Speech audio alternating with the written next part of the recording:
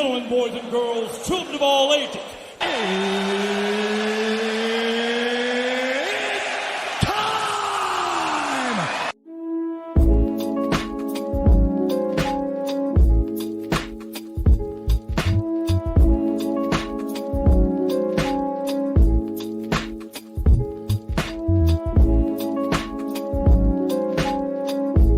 Hello there. Welcome back to My2Cents Podcast, hosted by G2. I am G2. Today's episode is 116, which is entitled Energy. But before I get into today's topics, I want to read you guys off the National Food Days of the week. Today being March 5th, it is Cheese Doodles Day and Aspenth Day. Aspenth is some type of beverage. I don't know what else, but that's all I got for you. March 6th, it is Oreo Day. March 7th, it is Crown Roast of Pork Day, as well as Cereal Day. March 8th, Peanut Cluster Day. March 9th, Crab Meat Day and Meatball Day. March 10th, Blueberry Pop Over Day and Ranch Dressing Day. March 11th, to round it off, it is Johnny Appleseed Day, as well as Oatmeal Nut Waffles Day.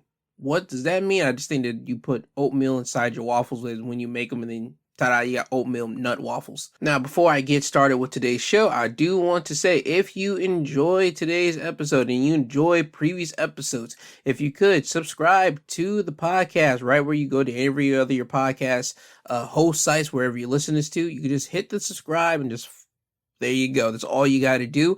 And if you like what I'm doing, give me some reviews, star it up, write down some feedback. That'd be greatly appreciated, because when you guys do this, I know what I'm doing. And also that helps me improve on what I'm doing and lets me change up and tweak things out in the process of this podcast. So again, I thank every single one of you when you do subscribe and you do leave feedback. I thank you. Now with that out of the way, how's your guys' week been? Down here, it's been very pollinated. You could tell that spring is coming because pollen is everywhere, over everybody's cars, over everybody's homes. I mean, pollen is running amok down here. Bees are just carrying pollen everywhere. I'm not certain how it is everywhere else around the country. I know in the West, you guys had a whole lot of snowfall happening over there. I'm not certain how normal that is. I don't think it's normal for you guys over there. And they were covering that much on David Muir, to a point that somebody was like writing in the snow in big letters, "Help us." So anybody that's in desperate need, I hope you guys are getting that situated. My prayers are out to you guys over there in the West with that. For the people that are in the Midwest from the storms that happen, I again have my prayers to you guys, because you guys constantly get storms, you guys get tornadoes and all that type of stuff with house wreckage. I hope you guys are able to get that handled and situated, but I'm hoping everybody is fine. That's what I'm really hoping for. Yes, snow happens, and yes, houses get destroyed and everything, but I'm hoping that there was no casualties, that have people losing their lives in these situations. I hope it was just property that they're able to get money back from their insurance, and they're able to do whatever they want with their said money from the insurance that comes from it. So I hope everybody was well. I hope everybody was doing well. For the college kids, I know you guys are right now on spring break. I hope you guys are enjoying yourselves. I hope there's no trouble and disaster out here for spring break for college kids. Please be on your best behavior. Do not be stupid. I don't want to read or hear about nothing in the news cycle this week with you college kids. So please be careful out there. Now, to start the show off with the news, I want to talk about news that happened earlier this week. The first thing I want to start off with was the train collision that happened in Greece, where a passenger train which carried 350 people had a head-on collision with a freight train Tuesday evening in Greece. As this comes from CNN, anger in Greece over poor railroad safety grew on Thursday as authorities released audio in which a train driver involved in one of the country's worst train crashes in recent years was told to ignore a red light. Demonstrators poured onto the street after the head-on collision between the passenger train carrying more than 350 people and a freight train crash happened on Tuesday evening near the city of Larissa. The death toll from the crash rose to 57 late on Thursday. Protesters clashed with police in the capital Athens. The country's transport minister resigned in the wake of the tragedy, and a rail workers' union is going on strike, accusing the government of disrespect in the sector.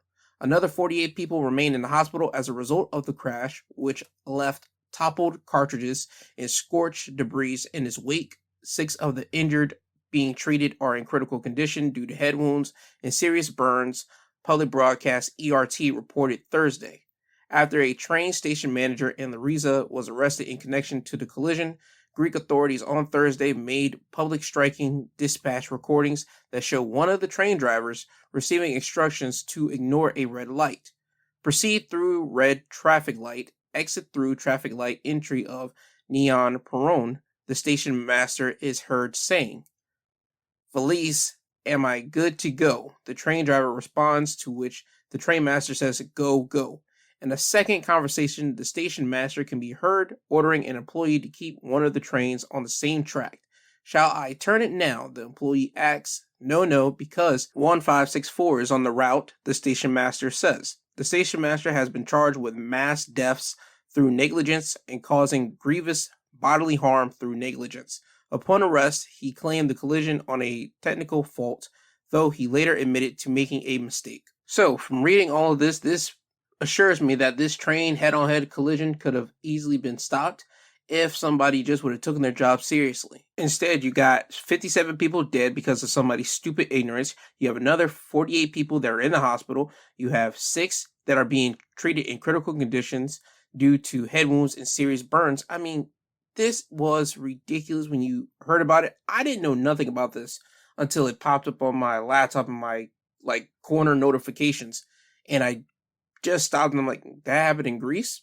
That's weird. Again, certain countries you just don't hear a lot of things about. It doesn't make national headline news. I know every country has something going on because it wouldn't be the news, and I know they gotta have the news in their country, but for something like this to happen in Greece, it wouldn't hit my radar. I expect something like this to happen in America because I've stayed in America. I know about American stuff, but you just, again, don't hear about these things in other countries like that.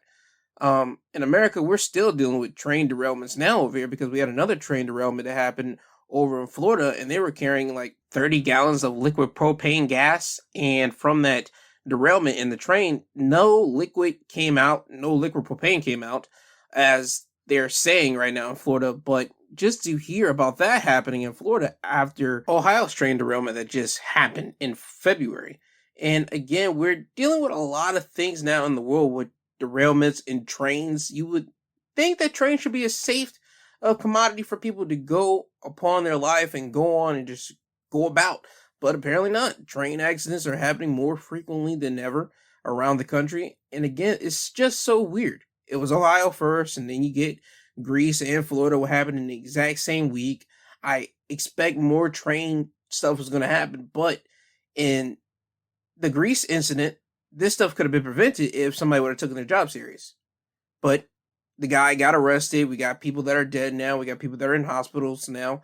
And only thing I could constantly do, and the only thing that the world has been able to do is just give their condolences out to people in Greece. And that's everything right now.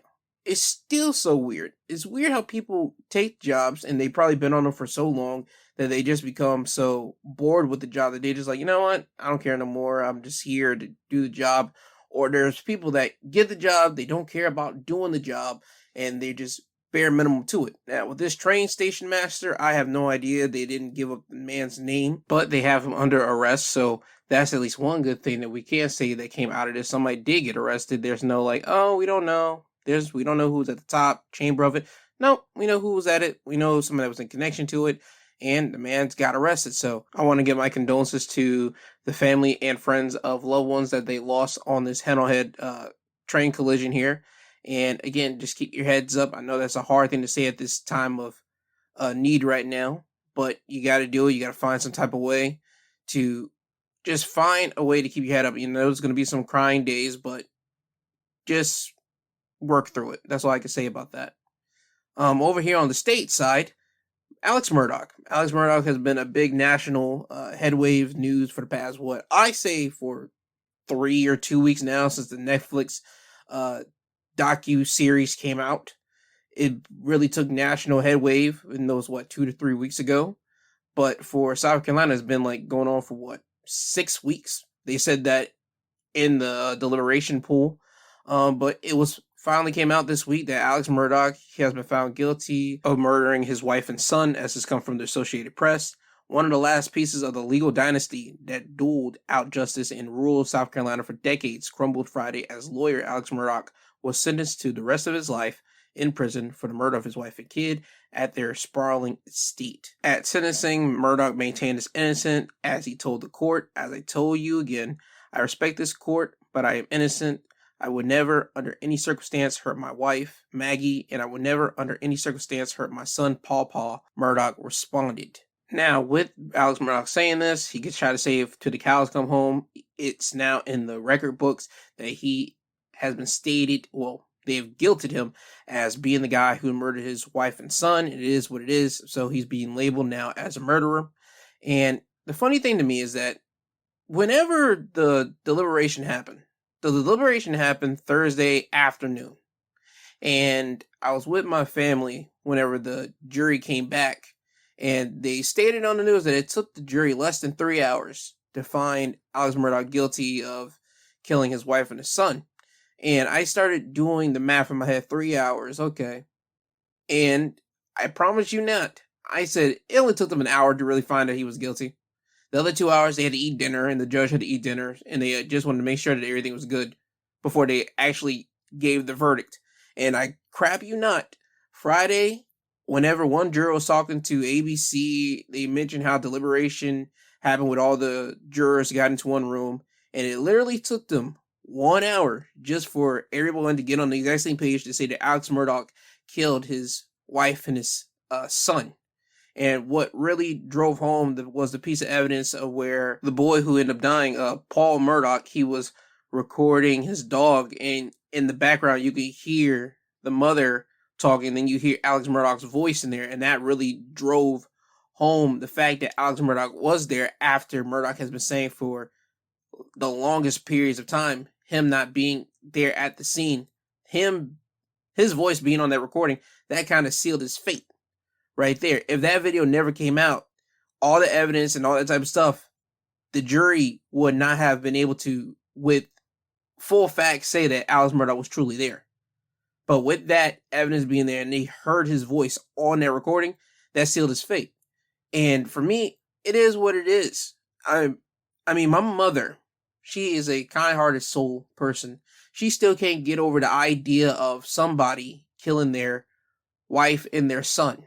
She can't get over that. And I constantly have to tell her, hey, we've saw things like this before. We've heard about things like this before. We've heard of mothers and fathers killing their sons. We heard of their children killing parents. This type of stuff happens, and it's nothing shocking to me personally. The biggest thing that came out of my head wave whenever this whole thing happened was that this thing happened in South Carolina. It's just maybe because I'm so, head in the dirt, and I've said this countless of times. I'm head in the dirt. I stay in my business, mind my own lane, and that's all I ever do. That's all my family ever truly does. And whenever we heard about this case being out of South Carolina, we tried to figure out, who is this guy? Just like the rest of the freaking country. And then once we found out, we were like, oh, okay. So this is who this guy is. So his family and everything else was a big deal and everything else. Surprising. Okay. But again, it makes sense out of everything that happens down here. This type of stuff, it doesn't really make national headway news. I mean, there's shootings around in certain countries, certain counties down here, and it doesn't make national news. This one, it made national news because Netflix decided to pick it up and they found something juicy about it. I didn't think this was so juicy for Netflix to really pick up, but all right, cool. They found something. They got something out of it. I hope that they were able to do something. And I'm hoping that the victims of Alex Murdaugh's debauchery can get their money. I hope that the maid's kids, the maid who died on Alex Murdaugh's property, she gets some money because they were supposed to get money from Alex Murdaugh, but they didn't get it. I hope they are able to find some way that they can get the millions of dollars that they were supposed to get from him. I'm hoping that Mallory Beach's family, they find some resolution in this, knowing that Alex Murdaugh is going to jail. And I know this isn't the type of justice that they wanted, because Paul Murdaugh, that dude, he happened to murder their daughter, Mallory Beach, but he's not here. the mother of Paul Murdaugh isn't here, and the father, he's going to jail for murdering the two.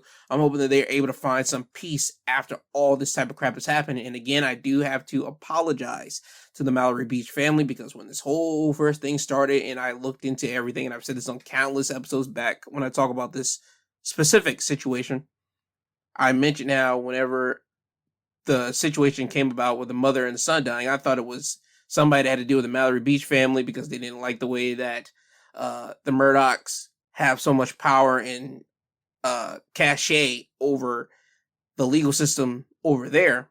I thought, okay, they didn't like how the court handled that. Okay, we're going to take it into our situation, and it ended up being completely wrong. I, again, want to fully extend my hand out and extend my apologies towards the Mallory Beach family. Now, on to another court case, as this comes from Variety. As it would read, Alec Baldwin is being sued by 3 Rust crew members for blast injuries in shooting. As the article would read, 3 Rust crew members sued Alec Baldwin and film producers on Monday, alleging they have suffered anxiety and symptoms of post-traumatic stress disorder as a result of the shooting death of the film's cinematographer. The 3 crew members were in the church building at the Bonanza Creek Ranch near Santa Fe, New Mexico, where Baldwin's gun fired, striking cinematographer Helena Hutchins and director Joel Salsa.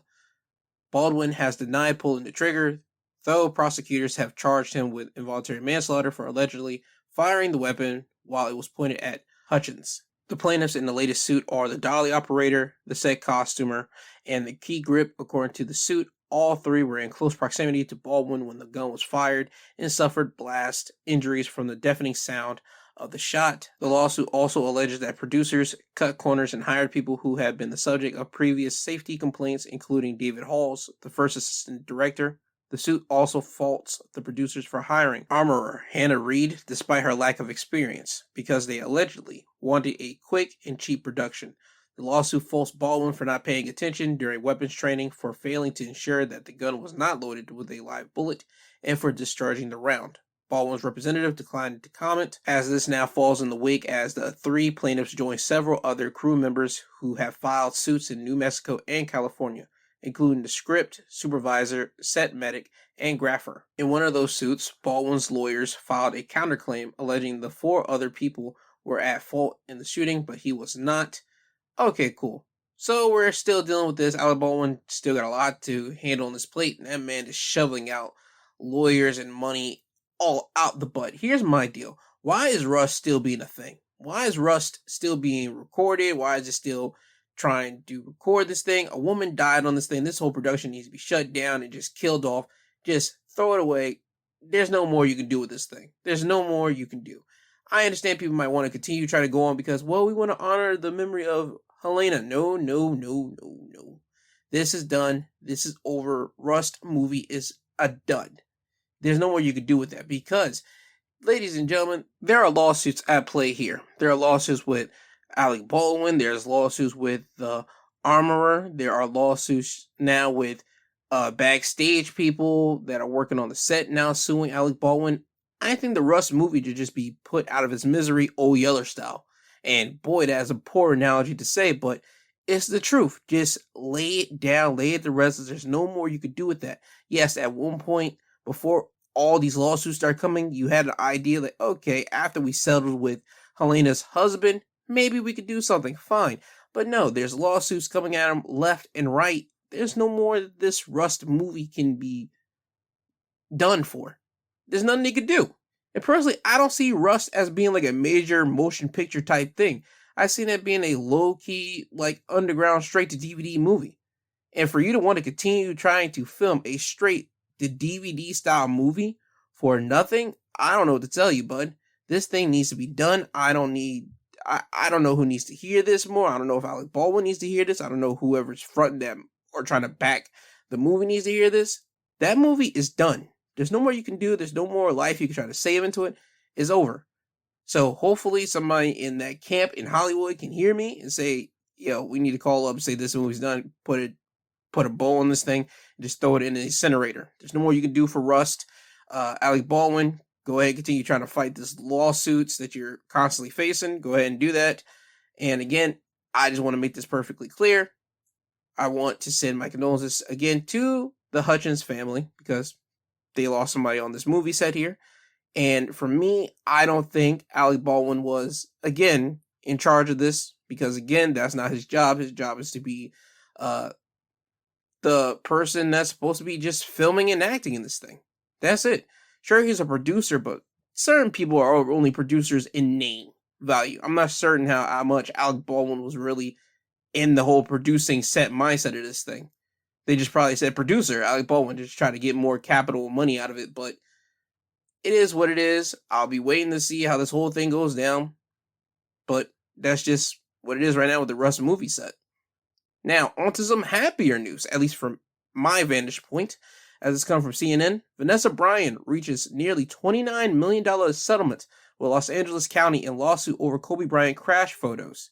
As we read, Vanessa Bryant has reached a nearly $29 million agreement with Los Angeles County to settle a lawsuit over photos that were taken at the helicopter crash that killed her husband, Los Angeles Lakers star Kobe Bryant, and her daughter, Gia Bryant, and 7 others. The settlement caps several years of litigation related to the January 2020 helicopter crash on a Calabasas, California hillside and photos that circulated in its aftermath.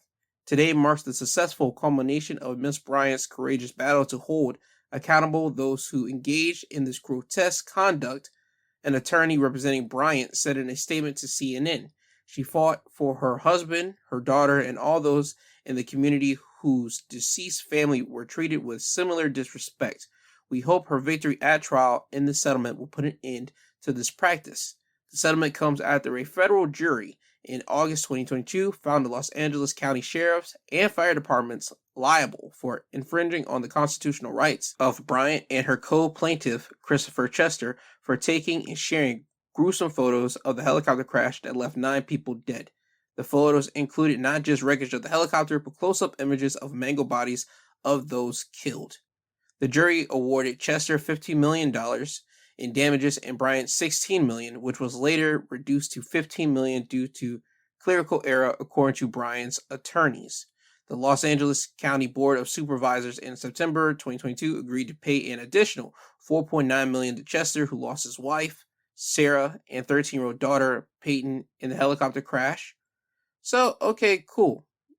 They finally have been able to put this thing to bed, put it to rest, and I'm glad they were able to actually hold LA County's police and fire departments responsible for that. There is no way you should be able to take photos of a crime scene and just start showing them off to everyone. I know in a lot of cases that's what happened, because we saw that in a man's thing, Tyree Nichols. We saw the photo, we saw a video of an officer taking a photo of Mans, and right now they're saying allegedly that he started showing the photo to other people. So this doesn't shock me that police officers does those type of things, but they should know. You should not be able to take photos of a crime scene like that. The only people that should be taking a photo of a crime scene are literally people that are going to be like dissecting the devil out of that crime scene, like detectives and people of that nature, and also people that are doing like the mortician stuff. So like take photos of the dead bodies, take photos of the crash situations, or a car crash or a plane crash, those type of things. Like a mortician should be going down there, take photos, and just to get an evaluation of what they're dealing with. So whenever they see the body in their literal laboratory, they can start, okay, so that's wherever this punctured here or that.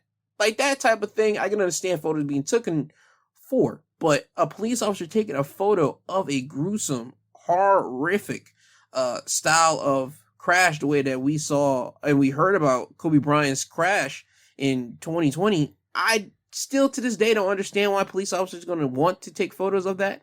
It might be because Kobe Bryant was a celebrity. It might be because, he's big time in Los Angeles and he just got a big time name. It might be that. It might be for other grotesque reasons because, again, you know people's true feelings. When people are dead, you get to know how people really felt about him. You got people that might have hated Kobe Bryant and wanted to take photos of him and be like, look at this piece of crap here. I don't know what the reasoning would be for somebody to take a photo and share it and start showing it off to other people like that.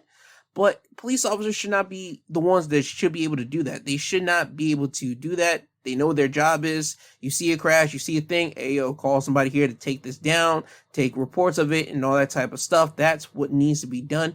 But that didn't happen here in this instance. What happened here was that police officers took photos and they started distributing them. So now Vanessa Bryant and Mr. Chester, they took the LA County to court for that. They got some retribution for it. They got money off of it. And I'm hoping, again, I know the money does not change the fact that they lost loved ones in the plane crash, but to make people be held accountable for the things and actions that they did do, I'm hoping that that can at least give them some solace to continue on and just try to move on with their new life that they have now because of this unfortunate accident that happened in 2020. So again, congratulations to Vanessa Bryant and Mr. Chester for the money that they did win because of this sickening situation. But I know that the money does not change because I know they will want to have their families back and whole once again before he got ripped away from them. Now, on to more positive news, as this comes from Yahoo News. As it would state, Minnesota bill will create nation's first office investigating missing black women and girls. Minnesota state lawmakers are moving forward with a bill that would establish the nation's first office to investigate cases of missing black women and girls, as of tens of thousands of women of color remain missing in the United States. On February the 20th, the Minnesota House voted 110 to 19 in favor of advancing House Bill HF 55, and it's on the fast track this year to be signed into law. Republican Ruth Richardson, the bill's author, told Yahoo News. This is part of the governor's budget, and it's one of his top priorities. So we are excited to be at a point where we can finally get this across the finish line. In previous years, similar bills passed in the Minnesota House but failed in the Senate. If the legislation is signed into law, it will require the Bureau of Criminal Apprenticeship to operate a missing person alert program for black women and girls. The Office of Missing and Murdered Black Women and Girls would review missing persons and cold cases, and the first of its kind project is expected to cost roughly $2.5 million. In the United States, black women only make up 13% of the female population, but studies found that they make up 35% of missing women in the country. In 2020, during the pandemic, nearly 100,000 of the 250,000 women that went missing in the United States were black women. Currently, national statistics tells us that over 60,000 black women are missing, and black women are twice as likely than they appear to be victims of homicide. Brittany Lewis, co-founder of Research and Actions, told Yahoo News. In the state of Minnesota, black women are 3 times more likely to be murdered than white women in Minnesota. According to state report completed by Minnesota's Missing and Murdered Black Women and Girls Task Force created in 2021, black women are less likely to receive media attention when they go missing. What we're finding is that people are disappearing for a number of reasons: sex trafficking of our young girls, increase in domestic violence, mental health reasons, and there are a lot of systemic reasons. Natalie Wilson, co-founder of the Black and Missing Foundation, a nonprofit organization that brings awareness to missing people of color, told Yahoo News. So I'm hoping that this bill does get passed, because you know what? I don't do the research like this, but you got to be willing to listen to people that actually does the research, that actually care about these type of things. And again, I'm a black man. I have a sister here, and boy, oh boy, I do not want my sister to be abducted, to be kidnapped, or any of these type of situations, and then to find out if she does ever get kidnapped, which I'm never putting that on her. I'm just putting myself in the shoes of people that have family members of sisters or mothers that have got kidnapped and actually got, like, never been found. I would be hard-pressed to really put my foot down the legal's throat to figure out a way to how to make them care about my sister, how to make them care about my family member, how to make them care about, what if it was your person that got lost or got kidnapped or something like that and they're not found? Well, how would you feel? I would really be hard-pressed on them. And I am glad that a bill like this actually is coming around and actually is going to hopefully pass that legislation, because just reading those statistics off, don't you think that's kind of a high number of people that have never been found, people that gets taken? I mean, that's nasty all by itself, and this is all black women. And you know how I feel. This country feels a way towards blacks and anybody that's not white, the minorities, if you will. But me being a black man, I only can talk about black issues like that. And I've seen them. and I'm not a black woman, so the only thing I can listen to is black women talk about how they feel in this country, and just reading those statistics off, that's nasty. That's nasty behavior. So hopefully they get this bill passed. I'm hoping that it does, so more black women and black girls can never ever have to be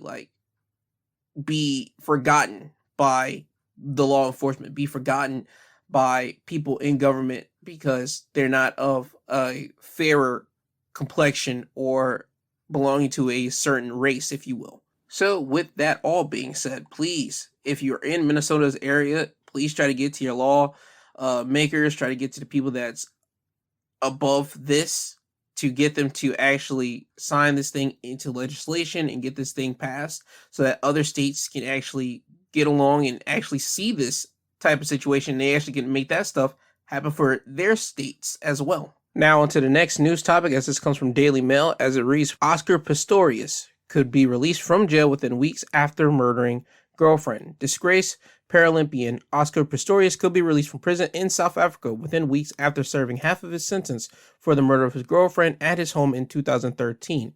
A parole board will consider Oscar's case on March 31st, just over a decade after he fatally shot his girlfriend 4 times through his bathroom door in the early hours of Valentine's Day.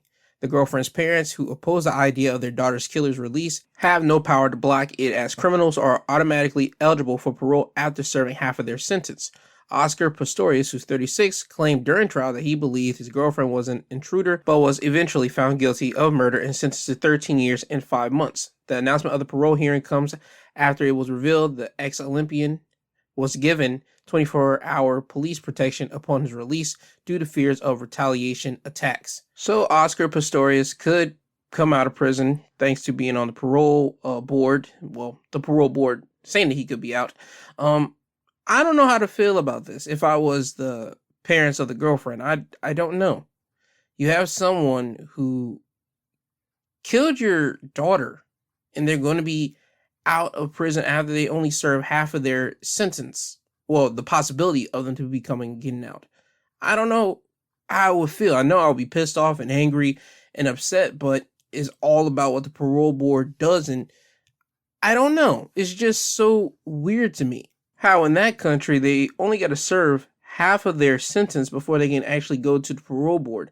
The father of Oscar has said that his son has changed. He even talked about him becoming a spiritual leader behind bars in an interview with the Times, and he claimed that his son even recruited a violent gang leader into his Bible study and prayer group.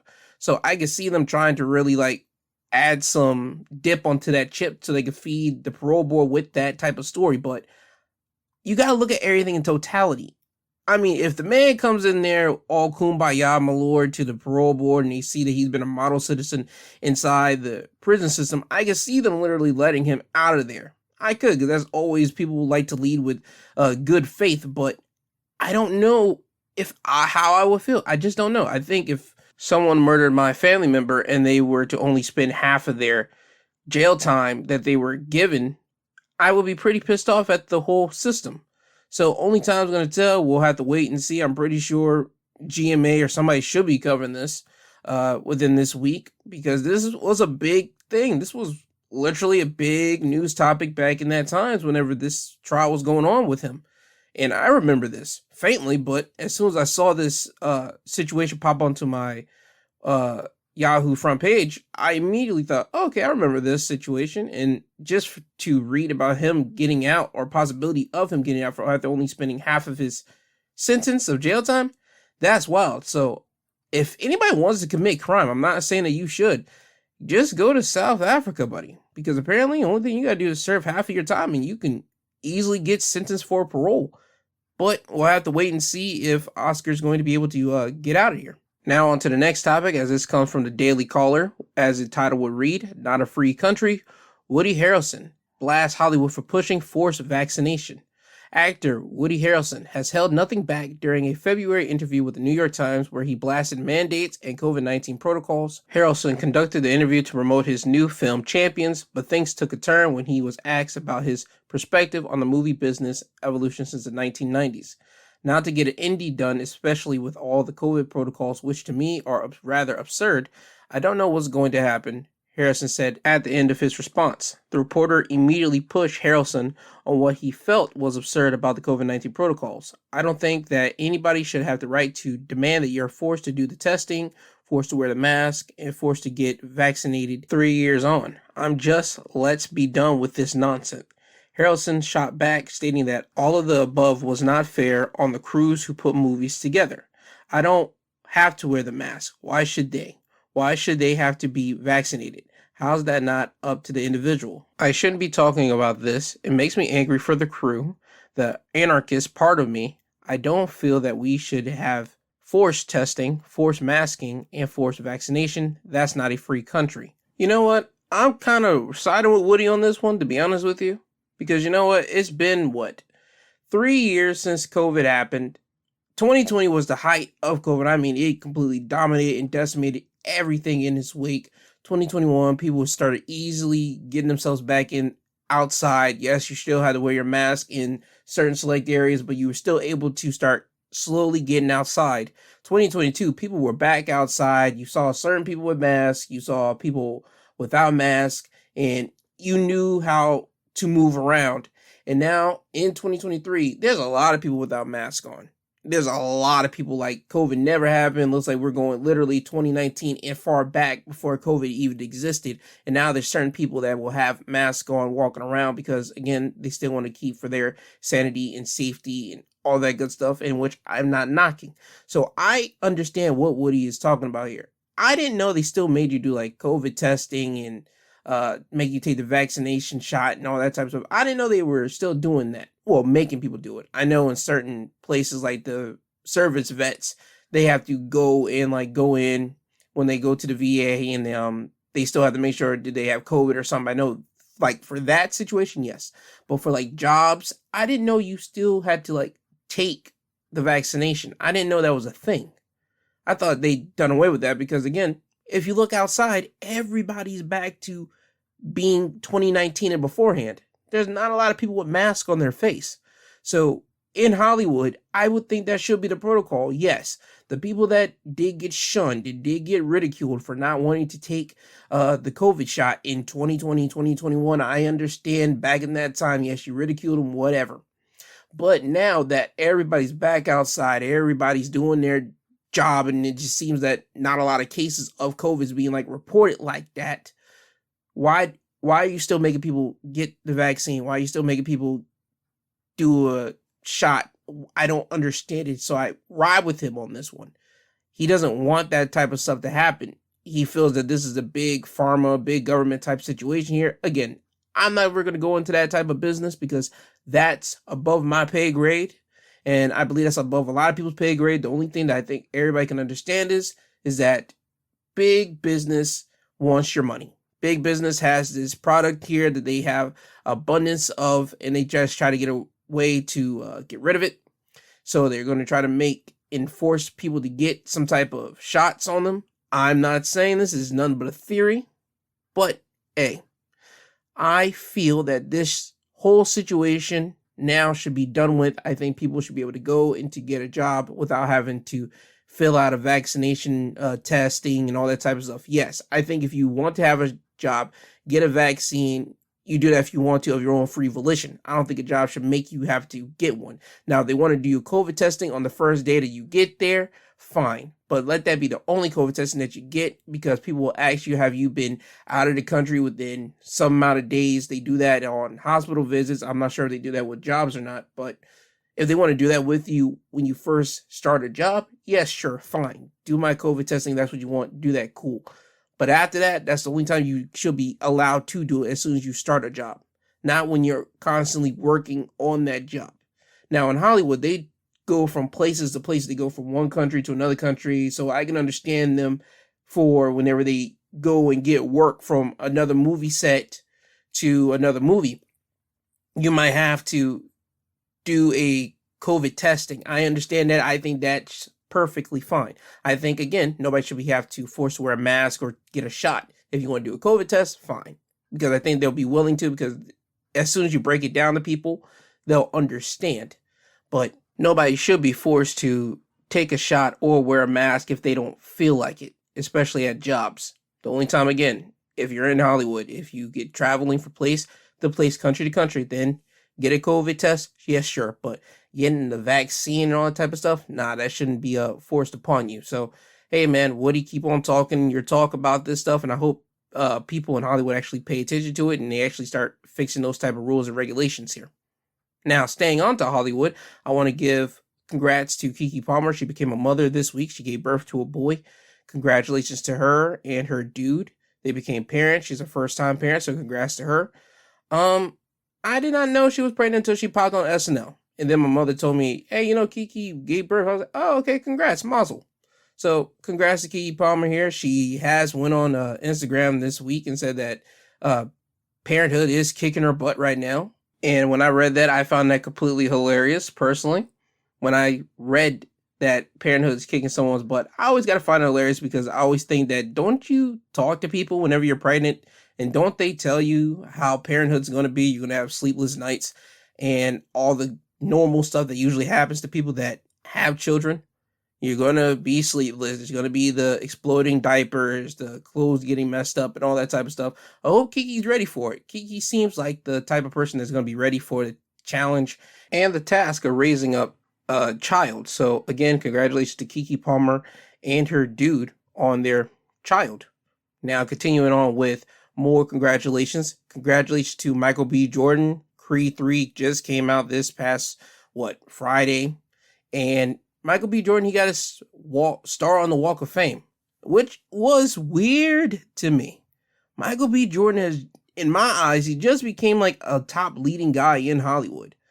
I mean, people started paying real hyper attention on Michael B. Jordan when he did the Black Panther situation with as guy Killmonger. I believe everybody started really paying attention to him. I understand he did Fruitvale Station. I know he did Creed and all that type of stuff, but I feel that a lot of eyes really came onto him when he did Killmonger, and then they started focusing on the Creed 1 or Creed 2. I don't know which one came after Black Panther situation, but Michael B. Jordan, he's got his star on the Walk of Fame. Congratulations for him.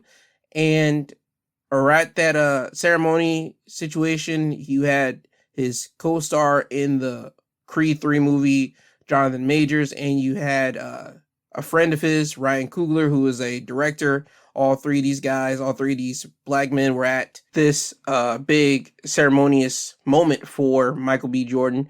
And it was such a great looking feel when you saw the situation. I heard Jonathan Majors' speech to Michael B. Jordan, and that was such a nice friend-to-friend introduction that he gave for Michael B. Jordan. And let me just state this right now. Michael B. Jordan, he had 1 week because Michael B. Jordan's name was in the media off of a press, I'm not going to say press, but red carpet event situation. He was being interviewed, and apparently one of the interviewers at the red carpet was someone that he went to school with, and he mentioned that she used to call him corny after she introduced saying that me and him used to go to school together.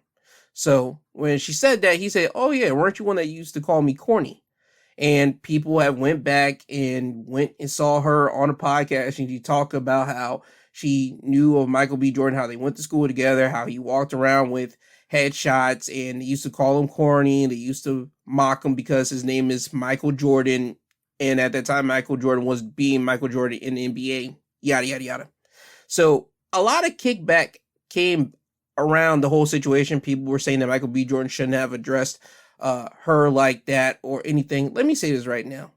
Michael B. Jordan was respectful towards the lady doing the interview. He didn't say nothing wrong to her. He just basically had to stop her, say, yo, you used to call me corny back then. But he still proceeded on with the interview, smiling face and all that type of stuff. But that just went to show that he did not forget any of that. I just want people to know, whenever you insult someone, they do not forget that. People keep things tucked away for whenever they have to see you again. Don't you ever talk bad about someone and they hear that. Because guess what? They will remember it. And whenever you're down and out and you have to either A, go to that somebody for money, or B, see them and they're in a better position than you are, and you might just want to say, oh, hey, what's up? Because you might just be feeling happy in the moment to see that they're up, that person's going to remember what you said to them. And they might even say, oh yeah, weren't you da da da, or didn't you do this to me? The people are people. People remember these things. I'm one that holds a grudge. I am a salty clam. I am a salty SOB when it comes down to people that have done me wrong. I keep that stacked and stashed in my head. People might think that they can just get by with these little digs at me. Oh no, I keep that in the files in my skull, because whenever it's time, and boy oh boy, it always comes back around, because people have done wrong things to me. And guess what? It might not be that moment, it might not be that week, it might not be that month, but years go by, and then once something happens to them, I'm instantly able to remember they did something wrong to me, and I'm able to say, yes, you finally got your just due for that. And I'm not saying the lady did something wrong to Michael B. Jordan, but just in this instance, this was his, see, this is what happens whenever you clown me back then. I remember that, and I want to bring that up to you right now. But he said that in the most nice, kind, and smiling way. He didn't get upset. He didn't bring no type of manly man crap towards the young lady in the interview. So for the people that called Michael B. Jordan corny for that situation, I don't know who you were in your school. I know for me and people like me, whenever people clowned us, that stayed with us. And that resonated in our spirit whenever I saw that moment that Michael B. Jordan had on that red carpet interview. That moment resonated so much with me, because a lot of people that are the shy people that probably are just trying to make their dreams come true, and they get maligned with people just pestering them and saying you're not going to be able to make it or do this or do that. And then when you finally do something that they said you couldn't do, and now they all want to give you high fives and everything, you keep that in your head and say, you didn't believe in me. And in that moment, you want to just be able to shout in their face, I told you so. But sometimes you got to play nice and do the nice, polite thing and just go along with it. But it never ever leaves your head, and you're always able to stand on that moral high ground and be like, now they're kissing my butt, because now I did what was supposed to be done, and I was actually able to accomplish something that you guys thought that was corny, or you guys thought I couldn't do. So again, I was happy to see that moment with Michael B. Jordan here and the interviewer. I was completely satisfied when I saw that personally. So again, congratulations to Michael B. Jordan on 1, the star on the Walk of Fame, and 2, for your success on Creed 3. Apparently people are enjoying the movie, so congratulations on the success of Creed 3. Now, on to John Morant. As this comes from Sports Illustrated, John Morant breaks silence on suspension after posting gun video. John Morant has released an official statement after getting suspended for a minimum of 2 games for posting a video of himself holding a gun on Instagram Live. The statement was released via ESPN. As the statement would read, I take full responsibility for my actions last night. I'm sorry to my family, teammates, coaches, fans, partners, the city of Memphis, and the entire Grizzlies organizations for letting you down. I'm going to take some time away to get help and work on learning better methods of dealing with stress and my overall well-being. As it stands, John Morant has also deactivated all of his social media as well. The statement will likely be the only thing fans hear from him over the course of the next 2 games. It's unknown if the suspension will last longer than 2 games, but Grizzlies also know they'll drop to the 3rd seed if Morant is out any longer. Now, John Morant is an NBA player. He has a history. I'm not going to say a history, but he has some allegations being levied at him, because this week there were details about him with a gun. He was accused of punching a 17-year-old and threatening him with a gun last summer. Those reports came out via the Washington Post. The teenager reportedly told the police that Morant punched him in the head around a dozen times, leaving a visible knot that the police observed. Following this alleged physical violence from Morant, the teenager also reported that the Grizzlies star returned with a visible gun in the waistband of his pants. Morant also reportedly filed a police report from the same incident, claiming he was acting in self-defense because the teenager had not only thrown a basketball at him, but also reportedly said, I'm going to come back and light this place up like fireworks. According to the initial report, local prosecutors declined to file charges after reviewing the case in its entirety. A statement from a Shelby County District Attorney spokesperson said there was not enough evidence to proceed with the case. So with that situation being brought up this past week, and now with John Morant flashing a gun on Instagram Live, Dude, I don't know what to tell you. I hope John Morant doesn't do anything stupid. They said this man has a lot of potential to be one of the top stars in the NBA. Again, I don't watch the NBA a lot, but I know whenever people talk about the ones that are up next, his name always gets brought up. And I don't want a black man to be demonized. He has a lot of favor behind him. I hear from people, again, talk about John Morant, how good he is, how much of a star he is, and all this and that. It's going to be bad if his star power and everything gets killed before he actually reached those highs, because I don't know how long LeBron James has long in the NBA. That's the only thing I do know about the NBA. I know NBA has LeBron. He's been like the face of NBA for the past 20 years. I think he's been doing NBA literally for 20 years. So for LeBron, I think he should be almost time for him to be leaving out. I know he said he wanted to play with his son whenever he got into the NBA. Like, I don't know if his son's going to be drafted, next year or the year after that. I don't know, but NBA only has like literally a couple more years with LeBron before LeBron has to dip out. And from what I'm hearing, John Morant is that guy. John Morant is the guy that could lead the NBA into being one of the star players of the NBA that people actually do care about. And for this guy's career to possibly be ruined, I just don't like seeing that, because the guy is young. John Morant is I believe like in his 20s. Hold on, let me do some research for you. I just looked it up. He is 23. John Morant is 23, about to be 24. So again, for him, he is just starting in the NBA. I mean, he was in the NBA, he got drafted in 2019. So this is his 4th year now. This is still technically he's not really a seasoned vet for that. And again, for the people that talk about John Morant and the way that I hear John Morant's name being brought about, he's one of the people that people actually care about in the NBA. He's one of the young talent that people actually do care about, and they actually do see a future for him in the NBA.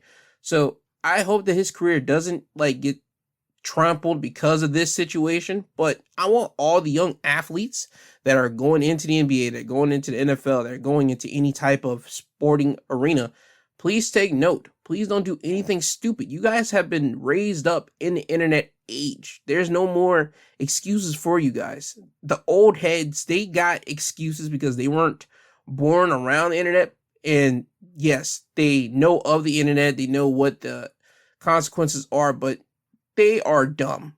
Okay? A lot of older individuals, they don't know really how to work the internet like that. They got to call upon younger people for that. For you, the young talent, the young sports athletic individuals that have been raised by the internet, and secondly, some of your stats and highlights are on the internet that you guys have helped personally make videos to post on the internet. You guys know how the internet works. You guys been on Twitter, Instagram, Facebook, Snapchat. You guys know how all these things work. And for John Morant to place this out here, that was a dumb thing for him to do. So I don't want any young athlete to think that they can't do that and they can get away with it. No, just because you are young and you are talented, that doesn't mean you're able to act like a complete buffoon. So, ladies and gentlemen, please take John Morant's situation as a learning experience for you. Just because you didn't experience this, that doesn't mean that you can't learn from somebody else's experience.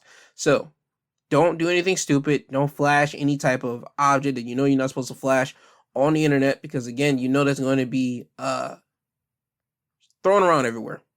The light's always on you, not just because you're on the court, but when you get off the court, you're in the club or you're at a dinner somewhere, people are always going to have the flashlights and the cameras all on you. So please know what you're doing out there.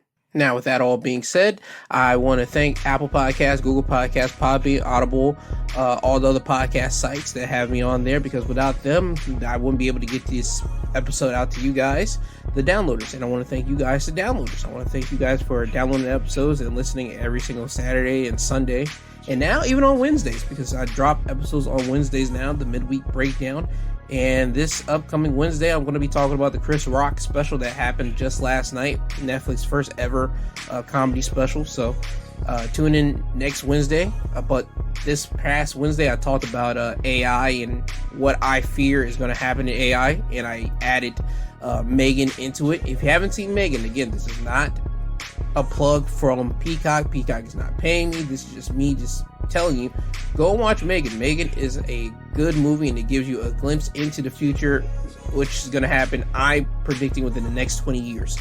But again, I put out episodes every single Saturday, Sunday, and now even Wednesday, so you can go and check those out there. And I want to still thank you guys, the downloaders, for downloading episodes. So again, without you guys, I wouldn't be in this position that I am in now, and I wouldn't be seeing my numbers constantly go up. So I appreciate every single one of you from the bottom of my heart. So always remember, I love you, I love you, I love you. I love you, I love you, I love you. I love you guys. I thank you. I want you guys to say a prayer for everybody that you've come in contact with. Say a prayer for people that are not in the most greatest of well-beings. There's people around this country right now that are not in great situations right now. They're not in the greatest of health. They're not in situations that they can help themselves. Just pray for them if you can, and just go out into the world with your best foot forward, because guess what? People are going to be dickheads. People are going to be pricks. But if you step out into the world with your best foot forward, I guarantee you the world's going to at least turn and look towards your way and actually lend you a helping hand. It might not be today, but trust me, down the line, a door will open, and it's all because of you laying down the foundations for the good works that you've been doing whenever you put your best foot forward. So if you guys could do that, that'd be great. Also, for my wrestling heads, AEW Revolution tonight. On Monday, I will be giving you guys a review of the pay-per-view, so be on the lookout for that. And for everyone else, I hope you guys tune into the Wednesday episode where I talk about the Chris Rock special. And also, if you want to give me a song that for me to play at the end of the episode, just send in your suggestions. I have my email there in the episode description. You can send it there. And also, if you have any feelings of suicide, please call the suicide hotline. I have that number in my episode description, because again, I care for you guys. I want you guys to see another day, so please call that number. Now, with all this completely being said, I love you guys. I thank you. This has been My 2 Cents Podcast, hosted by G2. He is I and I am him. This isn't goodbye. This is until you hear from the sweet sounding voice again. I love you guys. I love you all. Please have a good Sunday. Be blessed. And Kanye, could you please take these people home? I'm tired, you tired, Jesus wept.